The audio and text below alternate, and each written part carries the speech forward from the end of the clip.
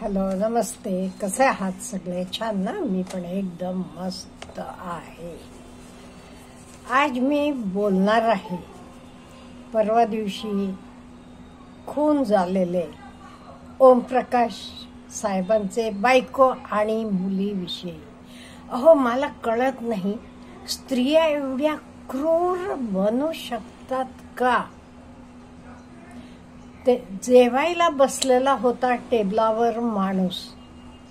जेवायला बसलेले असताना त्यांचे डोळ्यावर मिरची पावडर टाकली, मग चाकू घेऊन त्यांच्यावर सपासप वार करून ते पडले खाली आणि तिथे ते मृत झाले.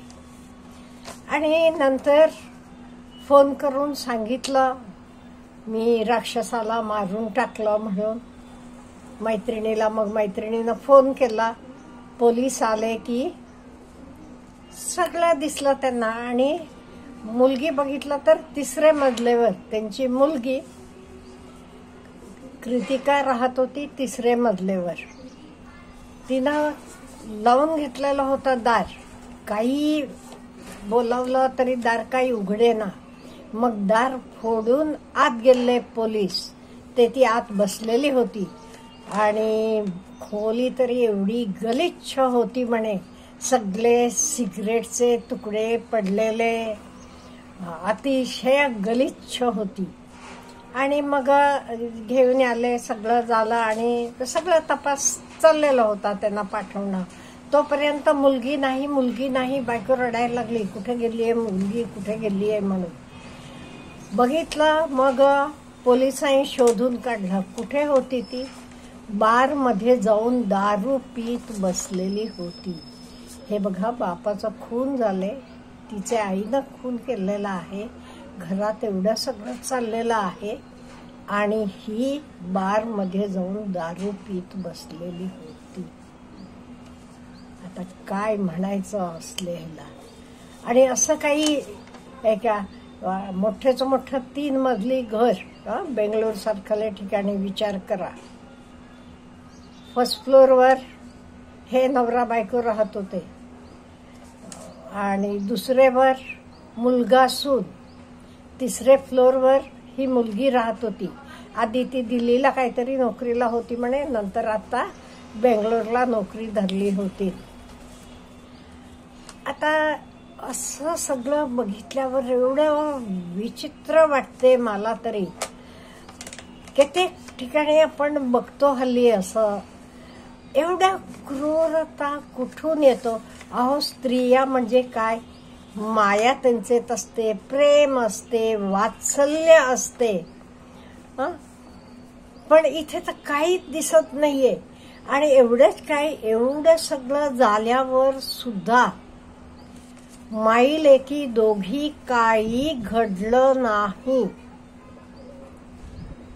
ह्या तऱ्हेनच होत्या म्हणे, हसत होत्या, हे होत्या. आणि ह्या मुलीच्या आत्या म्हणजे गेलेल्या माणसाच्या बहिणी वगैरे एवढं रडत होत्या, एवढं दुःख करत होत्या. पण ह्या दोघी अगदी हसत होत्या. आता नो डाऊट भरपूर पैसा आहे, संपत्ती आहे, पण त्यांचे घरात शांतता होती का? पीस ऑफ माइंड होतं का? निवांतपणा होता का? नाही, बिलकुल नाही. तर असायचं ते असं झालंच नसतं. आणि मला तर वाटते, एवढं तुमचं पटत नसलं तर कुठल्याच वयात वेगळं झालेलं बरं. हे बघा, जगायचा हक्क प्रत्येकाला आहे. आपण येताना काही आपल्या इच्छेनं आलेलो नाही, जाताना सुद्धा आपण आपल्या इच्छेनं जाऊ नये. देव कधी बोलवतो तेव्हा जायचं, किंवा दुसऱ्याचं सुद्धा अंत्य आणायचा आपल्या हातात नाही. हे प्रत्येकानं जाणून घ्यायला पाहिजे. मला ह्या आईचं आणि मुलीचं हेच कळेना, एवढं कसं काही त्या क्रूरपणाने.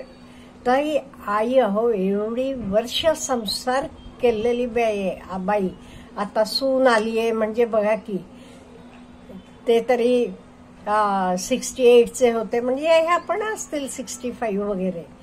तसं असताना ह्या वयात असं वागायचं काय बरोबर आहे का? तुम्हाला काय वाटतं ह्याच्याबद्दल? मला नक्की आपण कॉमेंटमध्ये लिहा. किंवा आपण एवढ्या मानसिक संतुलन बिघडू द्यायचं का? कुठे आपल्याला कळते, आपल्याला मनाला ओके बेचैनी झाली की आपण आपलं संतुलन जरासं काही मेडिटेशन करा, देवाची प्रेयर करा, काही नाही ते शांत बसा, देवासमोर जावा किंवा देवळात जाऊन निवांत बसा. आपलं संतुलन ठेवायचे आपल्याला इनिशियल स्टेजेसमध्ये तरी शक्य आहे. अगदीच आता बाहेर गेला की मग डॉक्टरकडे जायला पाहिजे, नाही ते नाही. त्यामुळे ह्या दोघे, आई आणि मुलगी, मुलीला म्हणून कळायला नको. आता नोकरी करणारी मुलगी ही स्वच्छता ठेवली नाही तर तिचं पर्सनल सोडा, आणि हे सगळं घरात एवढं चाललेलं आहे, आणि ही जाऊन बारमध्ये जाऊन दारू पीत बसलेली आहे. म्हणजे मला वाटतं इथे कुठेतरी संस्कारांचं कमी पडते, संस्कार नाहीत. त्यामुळे संस्कार खूप महत्वाचे आहे. आज आता आपण बघतो बाहेर पुण्या मुंबईत सुद्धा तुम्हाला सिगरेट ओढताना मुली पण दिसतात. आम्हाला आश्चर्य वाटायचं आधी. मग माझी मैत्रीण म्हणाली, पुण्यात राहते ती, तिचं घर फर्स्ट फ्लोअरवर आहे आणि खाली हॉटेल आहे. ते हॉटेलला रेस्टॉरंट, तिथे येऊन मुली बाहेर समोर रस्त्यावर बाईकवर असं पाय ठेवून सिगरेट ओढत उभ्या राहत. ती म्हणाली, मला पण पहिल्यांदा आश्चर्य वाटायचं का, म्हणजे आमच्याकडे तेवढा पूर्वी तर नव्हतंच, आत्ताही नसेल, आम्ही तरी बघितलेलं नाहीये. त्यामुळे हल्ली कॉमन झालंय मोठ्या सिटीजमध्ये वगैरे, त्यांना काही वाटत नाही. पण हे किती बरोबर आहे? आपण काहीतरी ह्याच्यावर विचार करायला पाहिजे का नाही? आणि शेवटी संस्कार देणं, मला तरी वाटते पहिलं पाऊल हे घरात आहे, संस्कार देणं. आणि पहिली शिक्षिका ही आई आहे. आईला स्वतःला संस्कार नसले की ती मुलांना काय संस्कार देणार?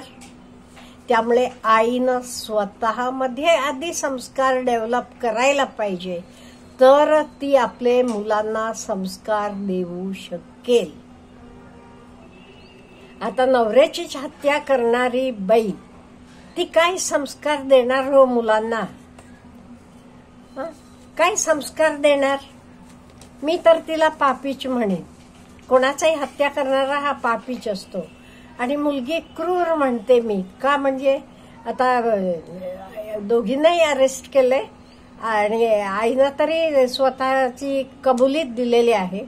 मुलीच्याही कपड्यावर, चेहऱ्यावर वगैरे मिरची पावडरचं हे मिळालं पोलिसांना, म्हणून तिला पण ते अरेस्ट केलेलं आहे. पण काही झालं तर काय हो, काय तर सत्य का, पण गेलेला माणूस गेला का नाही? आयुष्यभर एवढे पैसे कमवला, एवढ्या प्रेमानं तुम्हाला लहानाचं मोठं केला, घर सगळं सांभाळलं, तुमच्यासाठी एवढी प्रॉपर्टी घेऊन ठेवली, तुम्हाला काही वाटत नाही ते माणसाबद्दल? आणि एवढं पटत नसलं ते वेगळं व्हा ना तुम्ही. त्यामुळे मला वाटते पहिलं आपण सर्व गृहिणींनी, मेन मी गृहिणी म्हणतो म्हणजे आपण घरात जास्त वेळ असतो, आपलं लक्ष जास्त असते, आपण आपले घराकडे जास्त लक्ष द्यायला पाहिजे, आपले मुलांकडे लक्ष द्यायला पाहिजे, मुलांना चांगले संस्कार द्यायला पाहिजे. आणि हे सगळं करताना स्वतः पण व्यवस्थित राहायला पाहिजे. आपण व्यवस्थित राहिलो, आपल्याला संस्कार असले तरच आपण मुलांना देऊ शकतो. आपल्याकडे नसलं की आपण देऊ शकत नाही. आता तुम्ही मला विचारात, मॅडम मला $100 द्या की, मी म्हणणार काय, $100 हवे ते देईन, डॉलर कुठून देऊ, माझ्याकडे कुठे आहेत डॉलर? त्यामुळे आपल्याकडे असलं तरच आपण देऊ शकतो. त्यामुळे आपण एस्पेशली स्त्रिया कधीच असं पापी क्रूर होऊ नये. मला हे बघून हे बातमीनं खूप असं वाईट वाटलं. आधीच डॉक्टरांचे बातमीनं मन खूप हळवं झालेलं होतं आणि त्याच्यानंतर ही बातमी बघून